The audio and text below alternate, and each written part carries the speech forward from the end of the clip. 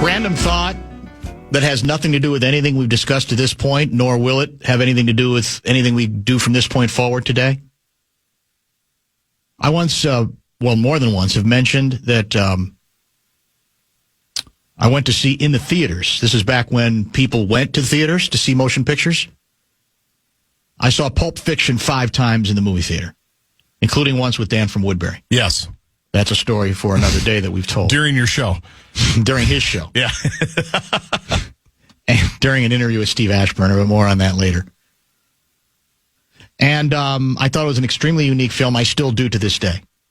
I think I now believe that among Tarantino films, Jackie Brown is better than Pulp Fiction. Is that considered sacrilegious for people who believe in Pulp Fiction? I don't know why. I guess it's just how it hits you later. I now think if I had to rank them, I think I might put Jackie Brown in front of it. Very different kind of film. Maybe it's the soundtrack, although the Pulp Fiction soundtrack's very good, too. I mean, I think with Tarantino, he's one of those directors that everybody loves him so much that there are no wrong answers. Like, every answer is defensible, I think. I guess you're right about that. And then what's the one, Once Upon a Time in Hollywood? That was 2019? With DiCaprio and Brad Pitt. When that movie came out, I didn't love it. Now I do. Now when I see it, you'll just be. I scroll. What is it? No, not scrolling. What do you do with your remote? Scroll? No. Yeah. Fast forward or whatever. I mean, go channel surf. I guess that's the term I'm looking for. If I hit on it, I feel like I almost kind of have to stay with it. Extremely great film. I feel a lot better. I don't know if I was just not in the right mood when it came out. At that point, I thought it was kind of blah. I've definitely seen the white on that. It's one of those you kind of got to pay attention to. You do have to pay attention to it. You're right. Move slowly. That's a little bit. You got to try to figure out what's going on. One other quick item. We mentioned about there's always controversy about who gets in and who doesn't. And North Carolina is getting ripped a lot for getting in. The president of the selection committee. And there's no, I think, truth to the report that he counseled fellow committee member Mark Coyle to just get the firing over with. Don't wait to do it later in the day on the next day. But I digress. There's great bitterness in West Virginia about that team being, University of West Virginia being denied an opportunity to the tournament. Yep. So the governor of the state, Patrick Morrisey, held a presser today reading from a podium featuring a sign that read, the National Corrupt Athletic Association. And he announced he is asking State Attorney John McCuskey to open an investigation into the selection committee to find out whether any, quote, backdoor deals, unquote, were made. That mean Mark Coyle's going to be deposed by West Virginia State Attorney? It's very possible. West Virginia deserved to be in the tournament. This is a miscarriage of justice and robbery at the highest level. You can hit the done as at any point. Here's his conspiracy theory. The governor's conspiracy theory. While serving as state attorney general, he was successful in a lawsuit that challenged transfer rules. He suggested, apparently at his presser today, that the snub in the case of West Virginia may have been payback over that issue. Is this retribution, he asks? We're going to have to get to the bottom of that. Is there any question that before the play-in tournament begins tomorrow, the play-in games start tomorrow, right? Yes. Before the first game, Donald J. Trump will weigh in on this particular issue and also agree that West Virginia got jobbed. He might even say, I am going to do, what do we call them? Executive order? Yep. Decreeing that West Virginia replace North Carolina in the field. Can you doubt? Can you rule out that possibility before this week is done? No. Now, he won West Virginia, right? But he won North Carolina, too. Yeah. So you think it might be torn? Well, which one is more here's the question. Swing-worthy? Probably Carolina, Carolina got a Democratic governor or Republican governor? I don't know. I have no idea. But that's it.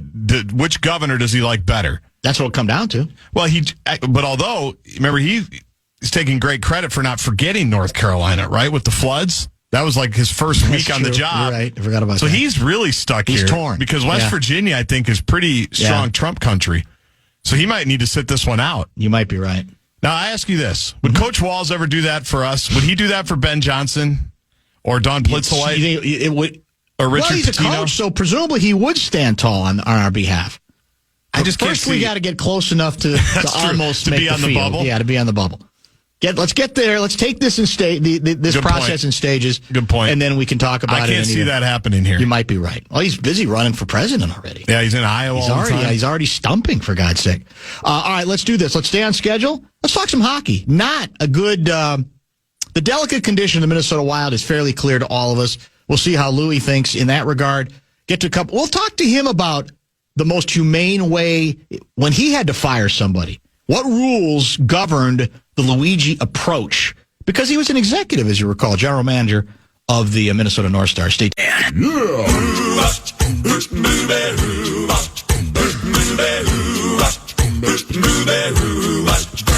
Well, she sneaks around the world from India to Carolina. She's a sticky-fingered filcher from Berlin down to Belize. Take you for a ride on a slow boat to China. Tell me where in the world is Nanne. Louie is brought to you by, as usual, Kemp's. Our good friends at Kemp's brings us Lou Nanne to you for the second straight week, I think, on a Monday, right? Some scheduling issues necessitating the switch. Louie, of course, is a Tuesday regular. He joins us via the Connecticut Water Systems hotline. You're the perfect guest today. Well, you're always the perfect guest, but you're even more so a timely guest today because we revisited the subject. I don't know how much you've been paying attention to this. You're barely here. You're a Florida guy now, but I think you still try to pay attention. That there's frustration that I'm not sure I can get my arms around regarding the way Mark Coyle dismissed Ben Johnson. And the story is that the Gophers lose their first-round Big Ten game on Wednesday. They fly back. I don't think they flew back till late that evening and got in fairly late. And Coyle, basically, Mark Coyle was there, or Mark Coyle said, we need you back at the office immediately. Coyle had rented, it turns out, a private jet to go from Indianapolis as well to because he's got selection committee duties, as you know, to meet him so he would tell him in person that he was going to make a change. And there are a lot of people apparently who are very bothered by the fact that he did it that night or early in the morning, as opposed to, I guess, letting Ben go to bed, really not knowing his future, getting back up at 9 o'clock or 10 o'clock and telling him at the facility then, rather than having him meet him at the facility, once they got off the plane. So I've looked at it as, Louie, there's never a good way to fire somebody. It's always uncomfortable. It's always unsavory. But you were in a position where you had to do that and probably didn't love it. So were there any rules that governed you about, quote unquote, the right way to do something that, frankly, the other person's always going to think is wrong? Well, Dan, you said the exact words that I was going to say. There's just no good time to do it. And I'm the last one that should be giving advice because I made decisions 2 days before Christmas. I traded somebody. I had until that time to trade him, but a trade came up, and the team wanted my player then, so I had to announce a trade. I've let people go in different times. When I say indifferent, I mean one. I might have waited a day until someone, came over to the office. Another one when I just walked right down to the locker room and let somebody go. So I don't know if there's a perfect time. I can understand where people say, well, it's late in the morning and that. I just wanted to know, if you're Ben Johnson, would you like to have gone home that night thinking that maybe something was going to happen the next morning or early the next morning? You're going to be up all night anyway. Yep. Many times, and I might even say most times, when people get fired, they know it's coming. Yep, that's true. And so I think that put yourself in Ben's shoes. I was just talking to a friend about when the Dean Evanston, when he was getting fired, said when he got fired and he knew right away, and he walked in, didn't want to talk or anything. His first words were, "I'm being let go." Right? You know, it's really an odd situation. It's a tough situation, and there is no blueprint for doing it. No, there isn't, and I tend to be with you. To me, the one rule, especially in sports, where there are reporters who are following these stories, is that your goal is to get to the individual directly, presumably, hopefully, looking him in the eye, before rumors get out, so that the old proverbial twisting in the wind doesn't happen. There's clarity. It's never going to be well received. You're tired at 2 a.m. You're ornery that you lost a game you probably think you should have won, and it's the last thing you want to mess with. But as you say, is it going to be any better at 8 o'clock? And in the meantime, maybe there's 2 or 3 national media outlets where they start speculating. And they start saying, well, my sources say he's going to be fired. And then what happens? The critics come forward and say, well, you shouldn't have let him twist in the wind. Just get it out there so you're hearing it from him rather than him having to deal with rumors. And that's why I think the silly media game that's played on this is we kind of have it both ways. We're going to hammer you if you do it right away, or we're going to hammer you if you wait and say, well, that's what, to me, ultimately, that's the greatest sign of disrespect, that if you can get to the person before the rumors start flying, that's the best approach to take, whether it's 2 a.m. or 10 a.m. the following day. Yeah, because you could rest assured that had he fired him at 8 o'clock in the morning, there's people that have a later in the day show or something, or say you're giving them a scoop. Yeah, you know, or right. The timing of it's all wrong. You should have given it this X time or Y time, or everybody's got a different preference of when they want that firing to take place, and it all depends on when are they available and when will they get the opportunity to speak first, essentially, or seem like they got a scoop, or be all together. If they get just a little lag behind from when they're able to report it compared to somebody else, they're never happy either. That's it. That's exactly it, and it's never fun. I'm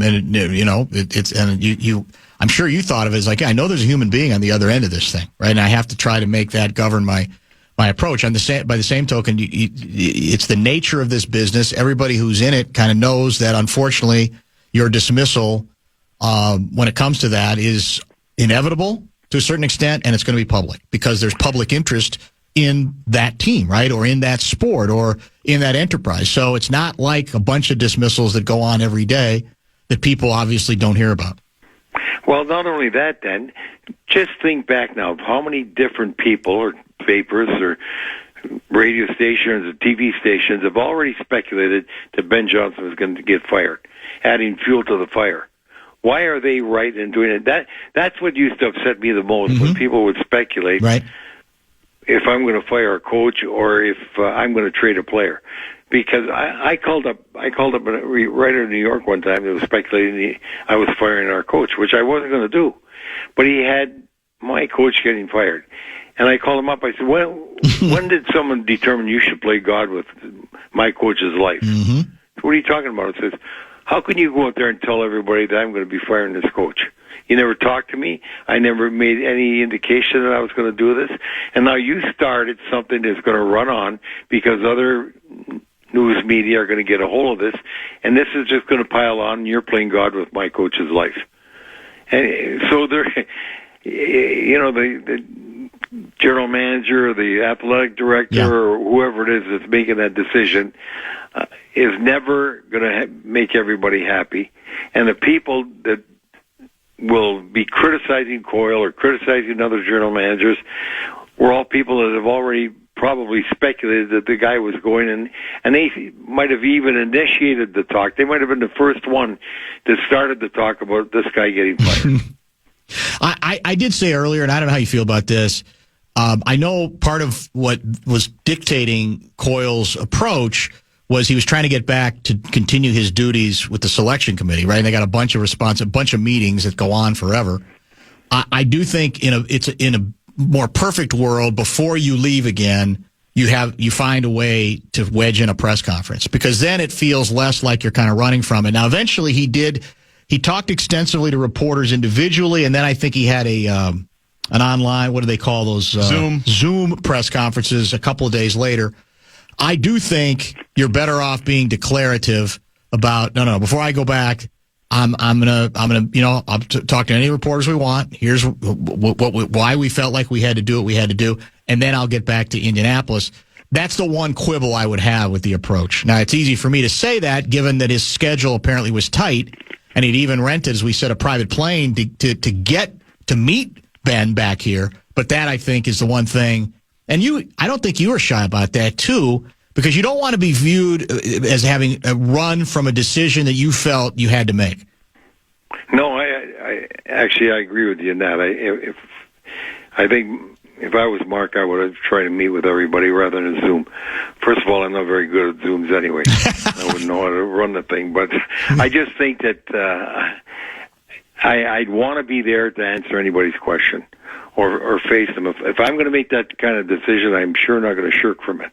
And as we talked about, during the state tournament, am I second guessing myself not doing it? And I say no. Once I made a decision, I go with it. I don't second guess myself, and I'm happy to defend it. And that goes for firing people or making trades or anything. I think that I always want to make myself, or wanted to make myself available to answer their questions, because that's part of sports. I really believe that the people should know, and the way that people get to know is through the media. And so the media, if they have questions, I'm there to answer them, and I'll answer them all. I don't shirk from that part of it. And it's a different thing for me now. Zoom, we never had to deal with that, and I know it makes a lot of things easier. But I've always felt, just like I when I school salespeople, I always say, the telephone is not the way to get the deal done. It's face to face. And I always feel that you have to face up to decisions, or even ask for orders, whatever it is. Face to face is the best way to do it, and that way you're showing people that you have their interest at heart as well. That's a good way to put it. I agree with that totally. Louie is with us here on a Monday. Well, let's talk some Minnesota Wild. I'm looking at a headline after our most recent loss to the St. Louis Blues. Final score was 5-1. Wild look broken, tired, and incapable of scoring, and help is not on the way. Now, that's pretty ominous. That's pretty down of a I guess, analysis of the current condition of this team. I'll ask you this way. How worried are you about the current condition of this club? Well, I have concern, but again, when I look at the standings and I look at where they are, the Wild got one great thing going for them, and that's something that is going to continue for the rest of the year. That being that the teams in the division play each other more now than ever before, and so they have essentially 4 teams: Vancouver, St. Louis, Calgary, and Utah behind them, who will be playing each other. So somebody's going to lose. Somebody's going to win, but somebody's going to lose. So every time somebody loses, a game has gone by and no ground is gained. So the Wild sit there, and essentially they got a 6-point. The next closest one out of the wild card position, St. Louis, and they got a 6-point advantage on them, and St. Louis has played a game more. So I'm concerned, because you could go for a complete collapse, which we'd never like to see. And right now they're one game below 500, I think, in the last 10, and they got to play 500, as I was saying, to get there. So you would expect they're going to be able to cobble together some wins, but you just highlighted what the problem is. They have to score goals somehow, some way. They've got to come up with more than one and 2 goals a game. They've got to get some games together where they get 3. The goaltending's been good for them. They got 3 goals in the last 3, 4, or 5 games. It had a few more points, and they're not getting scoring. That's got to come back. And your best players have got to score. Boldy can't go this long without getting a goal. Somehow, some way, he's got to score. You've got to get your top producers to be putting the puck in net. And they outside the last game, and of course they always end up giving up open net goals. But overall, the goaltending's been good enough. Yeah. It's just been the scoring hasn't. No, I'm glad you brought up Boldy, because, I mean, that was going to be my next question. We know who's missing, right? But you still, it's the talent that's on this team that's still considered higher end has to produce more, right? I mean, Rossi, no goals, 2 assists the last 9 games. Boldy, who you mentioned, he hasn't scored a goal in 10 games. Saturday had 1 shot on goal and a bunch of turnovers. So, look, I mean, we know who they miss, but at some point, I mean, you just have to demand more from those 2 individuals, don't you?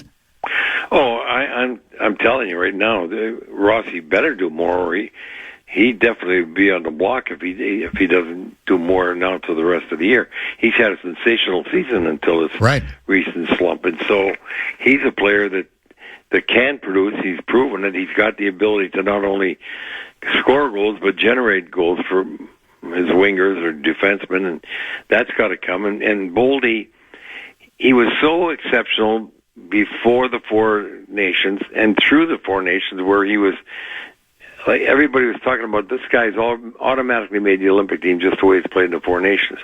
But then he went into a drought, and he's got to do what he's done before. And I think he has to change his mindset. He's got to talk to himself and say, I've got to come out of every game with at least 1 shot a period on net. I have to shoot the puck. I've got to get 1 shot a period at least.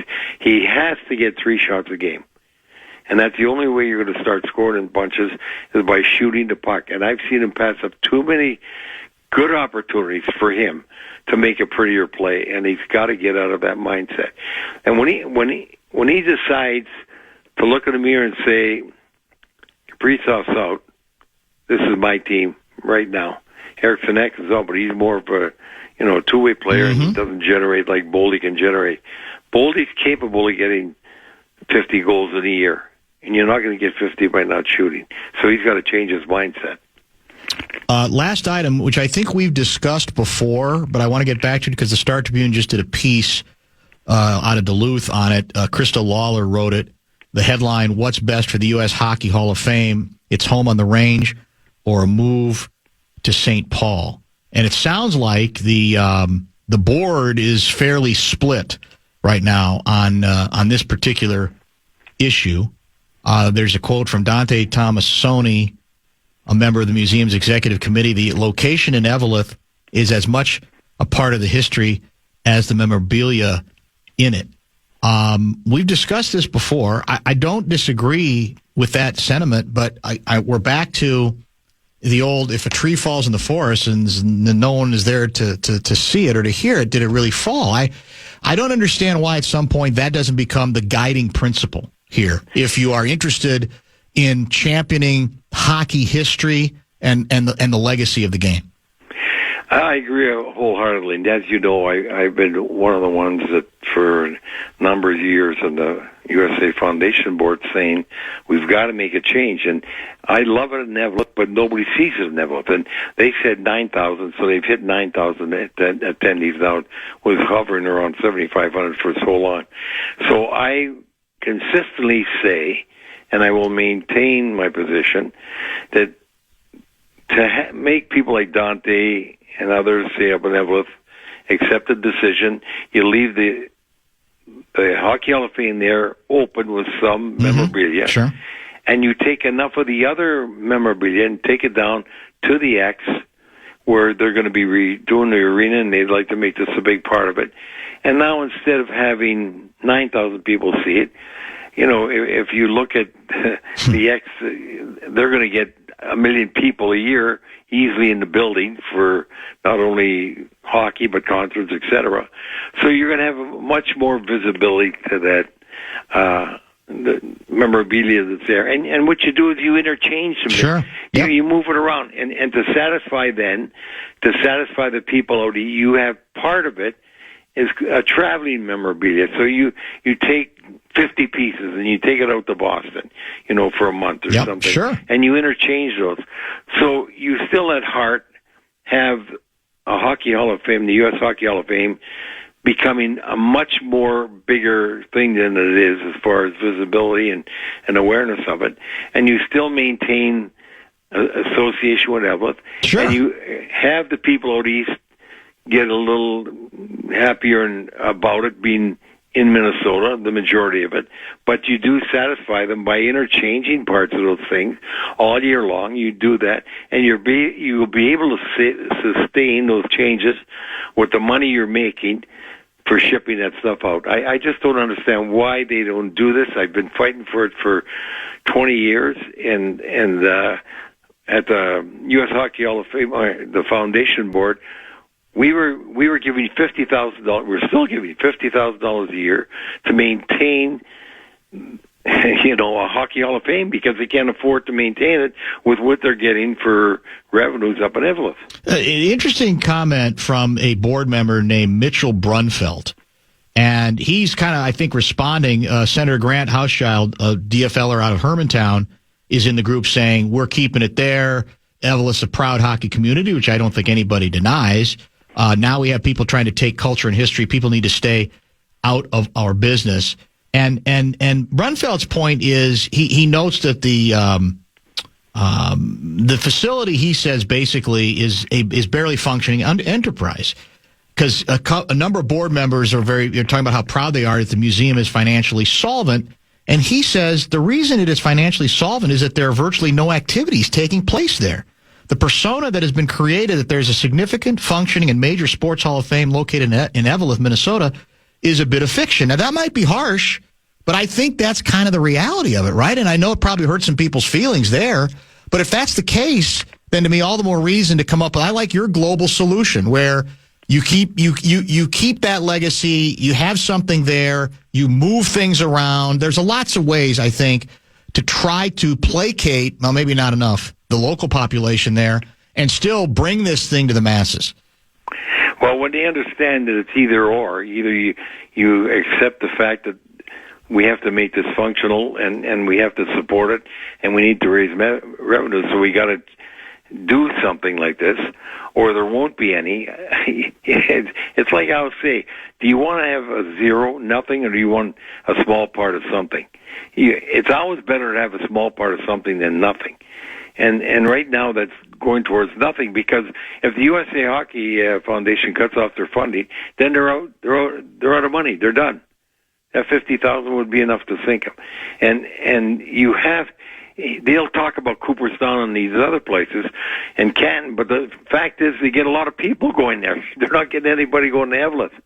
And if the Canadian Hockey Hall of Fame was smart enough to move, because they weren't getting enough people at the fairgrounds or whatever they called it out by the waterfront for years, and they was going bankrupt, so the NHL funded the opportunity to buy a building and go from there, and was paid back through the revenues, and it changed the whole face of it. If other people could recognize the fact that you got to make it sustainable, otherwise it goes dark, then that's what you have to do. Yeah, to me, that's it. I'll be curious to see, and I don't know how ties are broken or how this ultimately gets resolved, but because the other comeback is, well, look at some of the other halls of fame, like Cooperstown is not a huge place, in Canton, Ohio. I don't know if that's germane. I don't even know if that's analogous, because I just don't think there's any indication that there's any traffic, or say very little traffic, that's has been going to Evelyn. I told you the high, it just announced 9,000. Yeah. That's the high, because I never heard it that high. The reports that I was seeing when I was there was 7,500, So I'm to be continued. Yeah. I hope that this can get resolved in that way, because as you say, as part of a remodel, I mean, there's just so many good possibilities in terms of what you could turn it into, right? I mean, it's endless. Well, just stop and think about, how prominent a fixture a Hall of Fame is, and the history that it has, and why would you not want to see this where people will come and visit it? And if that means you have to give up some of the memorabilia, even the majority of the memorabilia during the year, but at least you're maintaining the seat as Evelyn as the Hockey Hall of Fame.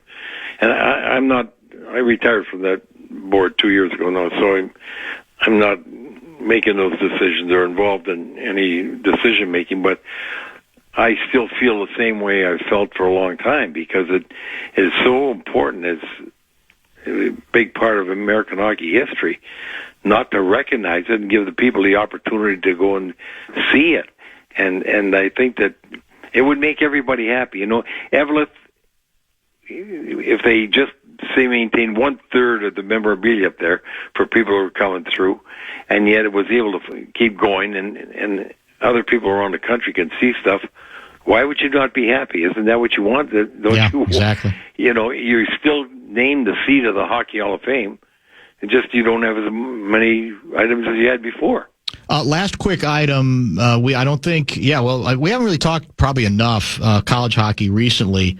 What did you make of the Gophers losing to Notre Dame? I assume that that obviously is going to affect seeding. But how disappointed were you there? Is that any cause for concern? What do you make of it? I was disappointed because it is the last place team in the conference, and I'm concerned because you're not going to be able to win unless you play with more intensity and more physicality. And we saw that, when you got to the Final Four before and you play an older Quinnipiac team, those games are intense and they're physical. And the team has got to look in the mirror and say, if we're going to go anywhere, we got to get involved in the game. We got to be heavily involved. We have to be intense for the whole game, and they're going to get a harder seeding. There's no question about that. But it's not something you can't overcome if they play up to their ability. But they have to remember that defense is still as much or more a part of the game than offense. And defense means you got to check and you got to use your body, and you have to be intense when you're doing it. Are you in Florida now? Yeah, I have to leave for L.A. tomorrow. That's Los Angeles, okay. Tomorrow, I'll be in a plane tomorrow. Okay, fair enough. Well, safe travels to Los Angeles. I think the last forecast I saw said we might get 2 to 4 inches of snow on Wednesday. I don't know if that's terrorism or there's some truth to it, but you don't have to laugh that uproariously. Come on. I'm amazed. Yeah, it's been because it's been like Friday. What was it? Wasn't it like 70 on Friday? And then Saturday, the mid-70s. Yeah, the Saturday, the wind chill was like -9. It's a bizarre weather pattern that we're in here right now. And, of course, you're unfortunately not here to enjoy it. to enjoy it or to share our misery in it, one or the other. Great stuff as always, my friend. We'll chat next week. Thank you. Thanks. Nice talking to you. It's always a pleasure. That is Lou Nanne, brought to you by our good friends at Kemp's. Gobsmacking, shocking Minnesota Twins news. That's next. Your Minnesota Twins opened the regular season March 27? Are you kidding me? I guess that's not that surprising. That's 10 days away. We are opening in St. Louis, Missouri. Good baseball town. Supposed to be. Historically, it has been. And the news breaking over the weekend that, please be seated, Royce Lewis will not be in the starting lineup. It's frustrating. Real frustrating. He suffered the proverbial hammy pull, a strained hamstring. I guess Twins are trying to soften it a bit today. Maybe accurately. I don't know how much of this is they know. People are going, what? That's a joke, right? Royce Lewis again? Can't be. But it is. Twins are calling it a moderate sprain of his left hamstring, according to an MRI that was taken this morning. What was he doing? Running out a ground ball. This was during a Sunday game, Grapefruit League game, against the Red Sox. I guess you can take some consolation in what Royce himself said. He's saying, nowhere near as significant as the quadriceps injury that sidelined him, only till June 4 last year. Way different, not even close. The quad injury in Kansas City, that one hurt. Felt like a cramp, and yeah, that one really hurt. I remember I had trouble sleeping for nights afterwards. How about this time? It just felt more like tightness in the moment. Got real tight. The natural reaction is to grab it. I was hobbling around trying to stay off it, but nothing too crazy, to be honest. I was able to walk off on my own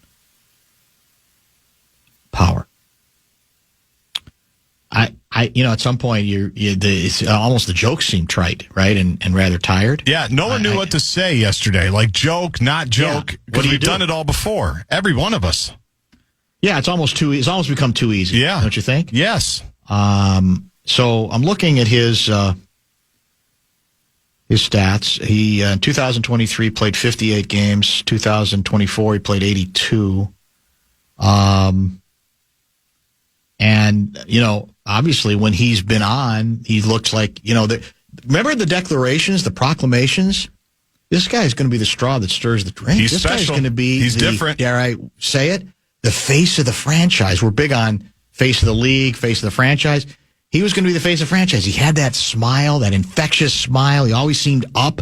He'd always seemed exciting. Plus, when he was dominant, he was incredibly dominant. He's a hell of a ball player. But you do wonder again whether this is one of those guys who is too muscle bound. And I'm not going to sit here and say that he's training wrong. I have no idea, but it's uncanny. I mean, this whole thing, part of why I mocked this notion that we should be favored in the division is it was all based on everybody's healthy. Right. And we're going, well, for how long? Check the date. I mean, that doesn't mean anything now. We've been healthy before. Well, actually, not always healthy at this time in March. But maybe this will be the blip on the radar, and he'll never be hurt again. It's possible. But you shake your head and you go, this can't. This almost seems like I said, some kind of an onion joke that one of the Twins' big three that is forever injured, especially him, especially Buck. He's not going to be able to start the season on time. And with Royce, he's like the one that you would count on most in a way because he is the youngest. Obviously, he has a lot of history, right? And not every injury is related. That was the problem with Buxton is that it was so many different injuries. Yes. It didn't seem like it could be one thing that was chronic all the time, at least as they got going. Now, a couple of things I think have held him out more frequently, but yesterday was another one of those bizarre days where it had been such a quiet spring training. It's not like you're waiting for the other shoe to drop or the other hamstring to pull, but you almost are in a way. And here we are where they've already ruled him out, like you say, for opening day, and who knows how long it's going to be. It's crazy. It's crazy. It is crazy. That's it. And isn't he about to turn 30? Feels like, no, actually, I'm exaggerating a little bit. He will turn 26. That's older than I would have thought. Me too. Yeah. In early June. I think it looks like June. He was born on June 5, 1999. So the comparisons he was getting, remember, were Torrey, Kirby, guys you know by their first names. Yeah. In terms of personality and gravity and what he brings at the ballpark, the excitement level. Yeah. And when you watched him when he was healthy, I don't think it was too hyperbolic. I think those are accurate comparisons, but there's a long way from here to there. It is, and there's been, I think, a little bit of fading of the rose since then. I'm not sure he's viewed quite the same way, nor should he be. But again, this isn't a rant that he's soft, right? Nope. This is the same with Buxton. It's more of a feeling of there's just some guys who, for whatever reason, their body is just not made for this grind. If you want to call anything in baseball a grind, that they just there's something about their muscle structure or their approach, or maybe it is the training. I don't know, but I don't think this is where you won't play through stuff. You can't play through a hamstring. No, it just seems like there's you at some point you just shrug your shoulders and say, body's just not made for it. You may have to try to go do something else. I don't know what that would be, but it's just not working out. It's just not going to work out. So we'll stay tuned. I probably ruined your top 5 at 5. Well, I was going to include it, but we'll put it towards the end. Adjust, and maybe get into something else as well. There's always other good stuff, isn't there? Yeah, we've got plenty of stuff to talk about. Everything is pretty much going in, but when your big three that you're counting on building everything around, if a couple of them, 1 to 2 to 3 of them, don't exist for substantial periods of time, they're not really your big three, unfortunately, right? No, that's the bit. That's pretty much That's pretty much where we at. Do we know what, has anybody done the long range forecast for St. Louis? Of course, it's a little far out to know. 10 days? I'll do it when we come back. I'll pull it up. A couple other people are saying we're supposed to get more like 7 to 8 inches of snow on Wednesday. I don't know. Like Tuesday night through Wednesday. Is it getting that absurd? Again, the good news is it shouldn't last because, the ground's warmer and we bounce back with warmer temperatures the whole bit. Here's the National Weather Service. Okay. Tuesday night, accumulation less than half an inch because it's going to rain for a while, then some snow. Wednesday morning, snow could be heavy at times. Patchy blowing snow in the morning. Oh, boy. 80% chance of snow. New snow accumulation of 2 to 4. Oh, 2 to 4 you're getting. Okay. All right. Well, that's what I had originally. This is at the airport, I think. Yes, this is not Apple Valley. So I don't know what Apple Valley is expecting, but at the airport, they're expecting 2 to 4. I know this. I can't wait for Fox 9 to do their yardstick. The yardstick. Bring out the old, 9 different yardsticks. By the way, to compare and contrast the snow totals 5 feet apart from one another. You were ripping that on Friday before we taped Enough Said, I believe, right? Correct. After we taped Enough Said, you may, and you're going to have to work on a royalty for this, you may have gotten them their Fox 9 Town Ball Tour basically souvenir that they're going to be they always hand out shirts and hats and might be a yardstick. Different things. There was a lot of momentum for your yardstick from people in the corner offices. That's not a bad thought, actually. You're right. Think about Ian Leonard handing them out, Jennifer McDermott handing them out, Cody Matz. That used to be the big free thing at the state fair. People would be walking around with these yardsticks. I got my free yardstick. It's true. Maybe you can use it as if you have trouble getting around, if you're hobbled a little bit. Yeah, why not? Use the same way. So there might be a Fox 9 yardstick giveaway. Will I get a percentage? Well, that's what I said. You got to work on some type of deal. It's unlikely. How about top 5? What do we got? Wolves, Wild, and officially, what was your favorite Garrett Bradbury moment?